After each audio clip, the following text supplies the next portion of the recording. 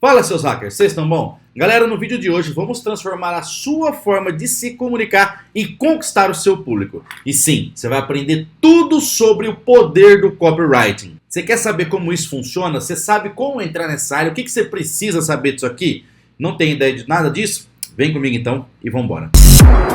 Fala, galera, Matheus aqui. Você já se perguntou como algumas mensagens conseguem captar a nossa atenção meio que ali instantaneamente? Pois é, galera, como elas fazem você sentir que precisam ser parte da sua vida? A resposta é simples, brother. Copyright. Mas não é só sobre meio que escrever bem. É sobre entender as emoções e as necessidades, tanto dos seus clientes quanto humanas, por exemplo. Hoje vamos explorar as técnicas que fazem isso acontecer, beleza? Vou compartilhar uma história real que mostra essas técnicas em ação. Se você gosta desse tipo de conteúdo, brother, eu só peço para você deixar o like para mim, compartilhar com a pessoa que quer entrar na área do copyright, ou então para aquele brother seu que está precisando melhorar um pouco a sua didática ali de vendas, por exemplo, beleza? Esse vídeo aqui ele é perfeito para você, se você gosta disso aí. Então, pessoal, antes da gente mergulhar de fato nas técnicas, vamos esclarecer o que é o copyright. Basicamente, é a arte de escrever textos persuasivos que levam as pessoas a tomarem uma ação. Seja comprar um produto, inscrever-se num canal, por exemplo, como esse aqui, que eu acabei de pedir isso para vocês, ou até mesmo seguir uma conta, por exemplo, do meu Instagram, beleza? Segue a gente lá, eumatheus.rodrigues. Ou seja, isso aqui é uma chamada para ação, que no caso aqui eu convidei vocês a se inscrever no meu canal do Instagram e também aqui no meu canal do YouTube. E agora eu vou mostrar para vocês essas técnicas que nós usamos para conseguir fazer uma venda. No nosso caso, a venda ela foi direta. Eu fui até o cliente para mostrar o nosso produto para ele. Então, eu precisei usar essas técnicas de copywriting que a gente aprende tanto aqui para escrever textos e precisei converter esse texto aqui na hora lá de conversar com o cliente. Eu vou mostrar para vocês o que eu fiz. Ah, e um detalhe, né? Como você também pode fazer isso e aplicar isso tanto na sua vida quanto nos negócios. Afinal, como muitos dizem por aí, a gente está vendendo as coisas o tempo todo, né? Então, sem mais delongas, pessoal, vamos para o exemplo prático que nós utilizamos. O que aconteceu? O meu brother, ele foi literalmente num restaurante ali, aqui da cidade, né? E falou o seguinte, falou, cara, o atendimento ele era bom assim, mas ele era meio desorganizado. Então eu pedi para falar com o gerente, lá que no caso era o próprio dono, e esse cara também ficava na cozinha. E percebi o que falta ali para eles é organização, segundo ele me contando, né? Aí ele pegou, me ligou depois contando isso e falou, marquei com os caras lá, você top junto mostrar o nosso produto? Falei, cara, vambora, porque vamos vender, né? Afinal a gente precisa vender. Afinal, as empresas tocam assim, na nossa é diferente. Se perguntar a hora na nossa empresa lá, a gente vai falar é 4 e vendas, né? Então, piadinha aqui de vendedor, mas é assim que funciona uma empresa. Se a gente não vender, a gente quebra e ponto final. Então, o que aconteceu? Essa experiência real vai ilustrar como entender as necessidades do cliente e como isso pode fazer toda a diferença na hora de uma venda.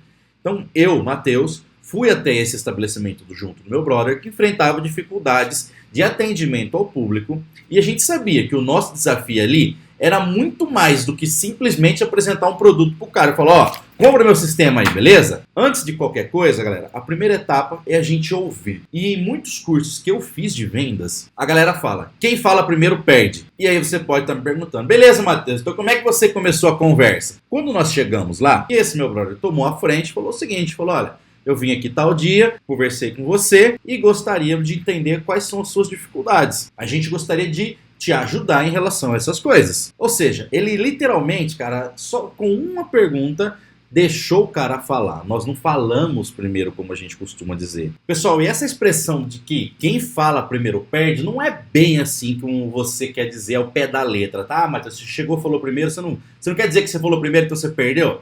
Não é esse contexto, tá? No contexto de vendas, ele se refere-se à ideia de que ao fazer a primeira oferta ali, ou então a primeira declaração, você pode dar ao cliente a oportunidade de moldar a conversa de acordo com suas próprias necessidades e também suas próprias expectativas. Às vezes, dependendo de como você fala, o cara fala, tá bom, quanto custa o sistema aí? Sacou? Então, esse tipo de situação que eu estou dizendo.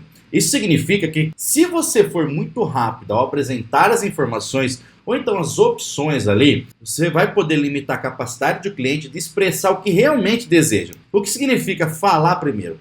Vamos considerar assim, ó, primeiro foco, ó, foco no cliente, tá? Primeiro ponto, foco no cliente. Quando dizemos que quem fala primeiro perde, A essência da frase é o foco que deve estar no cliente e não em sua própria apresentação ou nas características de um produto. Ao falar primeiro, você pode estar impondo as suas ideias ao cliente sem considerar o que ele realmente precisa. Segundo ponto, evitar condicionar a resposta. Se você apresentar uma solução muito cedo, como os preços, por exemplo, os recursos específicos ou termos de venda, sei lá, isso pode influenciar negativamente o que o cliente está pensando. Isso pode se sentir meio que obrigado a responder ou a moldar sua percepção em torno do que você disse. Terceiro ponto, cara, abertura e exploração. Eu chamo isso aqui dessa forma porque é o seguinte, a ideia é permitir que o cliente se sinta à vontade para falar. Então, às vezes, se você vai marcar uma reunião, marca ali pelo menos 1 hora, 1 hora e meia, 2 horas com esse cliente, porque às vezes esse cara se desembesta a falar ali e você vai ter muito mais informações para depois contrapor ele. Isso não significa que você não se apresente ou que não conduza a conversa. Em vez disso, você deve se apresentar de forma que, em seguida, se concentre em entender as necessidades e opiniões do seu cliente. Então, como é que se aplica isso na prática, galera? Quando você se apresentar, faça isso de uma maneira breve, como nós mencionamos aqui. Ó, eu sou o Matheus, ele é o Pablo, tal, eu conversei com você, com o meu sócio falando, né? Eu vim aqui, vim no seu restaurante, tal, vi que você tem uma certa dificuldade, a gente gostaria de entender como resolver esse problema. Aqui eu já fiz 2 coisas. Eu me apresentei e também usei uma pergunta aberta. Então, após essa breve apresentação, você pode fazer as perguntas que incentivem o seu cliente a falar, como o que você pode me contar sobre os desafios que você está enfrentando aqui, que eu percebi quando eu vim aqui com você, quando eu vim no seu estabelecimento. Esse tipo de pergunta ele vai permitir que o cliente dirija a conversa ali na direção que ele considera mais importante para ele. Então, aqui vai entrar o nosso terceiro ponto, que é o quê? Ouvir com atenção o que o seu cliente tem para falar, porque, cara, é aqui que você vai ganhar ele, tá? Quando o seu cliente começa a falar, sua tarefa é escutar ativamente ali, fazendo perguntas de acompanhamento e validando suas preocupações. Isso mostra que você valoriza suas opiniões e está interessado em ajudar o cara. E aí, cara, você vai entrar no quarto ponto aqui, que é responder em função do que foi dito. Quando o cliente termina de falar, aí você pode, então, apresentar soluções com base nas informações que você teve. Assim, se posiciona como alguém que oferece soluções e não apenas como um vendedor que está tentando empurrar um produto para o seu cliente lá, sacou? Essa é a vantagem.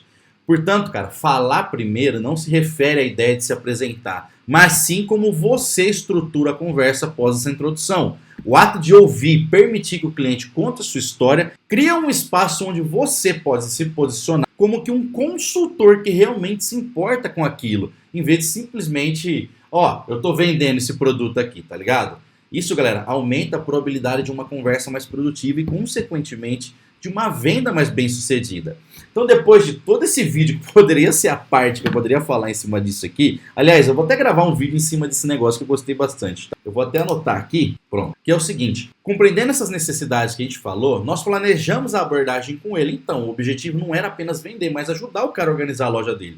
Por quê, pessoal? Esse era o nosso primeiro cliente naquela cidade, tá bom? E com isso, se esse produto funcionasse ali, ele vai ser uma vitrine. Porque, por exemplo, ali era uma esfirraria, né? Quando esse cliente for em algum outro lugar, alguma outra loja, sei lá, uma lanchonete, ele vai falar, pô, eu tenho um produto desses caras aqui, pô, resolveu esse problema pra mim. Você pode ter certeza. E o contrário é a mesma coisa. Quando outras pessoas, sei lá, de uma lanchonete, for na esfirraria dele, vai chegar lá e falar, pô, esse produto é legal, cara, olha como funciona bem aqui, vou levar isso pra minha loja. Quem que é os caras? Vai chegar pra ele, vai perguntar, vai nos indicar, já vai estar feita a próxima venda. Então, quando a gente mostrou as nossas soluções que se encaixavam perfeitamente para o que ele precisava ali, nós já tínhamos toda a roteirização da venda. E isso foi essencial. Nós mantivemos ali flexível e adaptável para aquilo que ele falava, para onde ele queria levar a conversa ali, e a gente só ia orientando, focando em agregar valor à operação dele. O que era o maior problema dele? Organização de loja. Por incrível que pareça, a hora do cara conseguir saber como colocar qual produto na frente que demorava mais ou menos, recebimento ali da loja dele, o problema dele era simplesmente organizar. Ele tinha uma operação rodando, só que estava desorganizada. Então, é aqui que entra aquele feeling que muitos falam, que na minha opinião não é feeling nenhum, tá? Que é o quê? Para fortalecer a nossa proposta é crucial mostrar não só os nossos produtos, mas como eles se integrariam àquilo que ele já estava rodando. Então, inclusive, nós ligamos para um parceiro nosso, que tem muitos, acho que 30 anos assim de cozinha mesmo, que ele resolveu largar, montar a revenda dele para trabalhar junto da gente, pra você ter ideia. Porque ali, cara, é dois cozinheiros conversando um com o outro. O cara falou, meu, quando eu coloquei esse negócio aqui, cara, é fantástico, resolveu o meu problema aqui em questão de organização de casa, organização de cozinha. Então, pô, aquilo foi uma mão na roda. Isso demonstrou não só a nossa criatividade, mas também reforçou a nossa disposição em ajudar aquele estabelecimento a crescer. Porque a gente sabia, se aquele estabelecimento dá certo, todo o nosso produto dá certo na cidade, ponto final. Então, cara, jamais subestime o seu cliente. Ao invés de tentar pressionar ali, cara, a gente tem que ter meio que resiliente. Às vezes o cliente ele se mostra meio que, não sei, não quero e tal, e você tem uma carta na manga como essa que a gente tinha, que mostra a importância da organização e apresenta dados de outras situações, de outros clientes, vai evidenciar que o sucesso dele vai ser o nosso sucesso também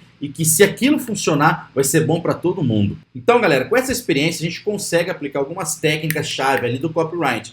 Primeiro, conhecer o público-alvo. Entender as dores daquele cliente é fundamental.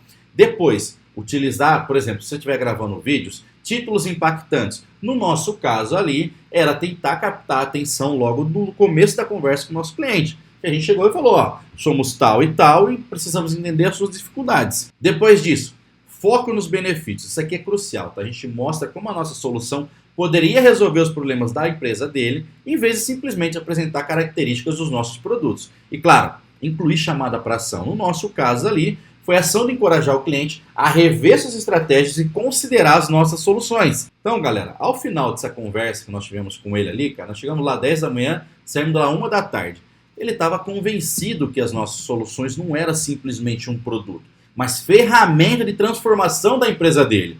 Essa experiência mostrou não só para mim, mas para todo mundo da empresa, como que o copyright e a empatia são interligados uma coisa com outra ali em uma venda sincera e de simplesmente muita qualidade. Então, cara, se você ficou até aqui, significa que a copy desse vídeo aqui funcionou perfeitamente também. Isso foi um caso real. Eu espero que você esteja tão animado quanto eu estou para colocar outras técnicas em prática e trazer aqui para vocês, mostrar para vocês como funcionou. Inclusive, se tudo der certo, eu trarei esse cliente aqui para o nosso canal, mostrando como o nosso produto ajudou ele e também como essa organização de cozinha facilitou a vida dele lá no dia a dia. Fechou? Se você gostou desse vídeo aqui, cara, eu só peço para você deixar o like pra gente, compartilhar e se inscrever no nosso canal para mais conteúdos da hora como esse que eu trouxe aqui hoje. Fechou? Tamo junto, galera. Até o nosso próximo vídeo e fui!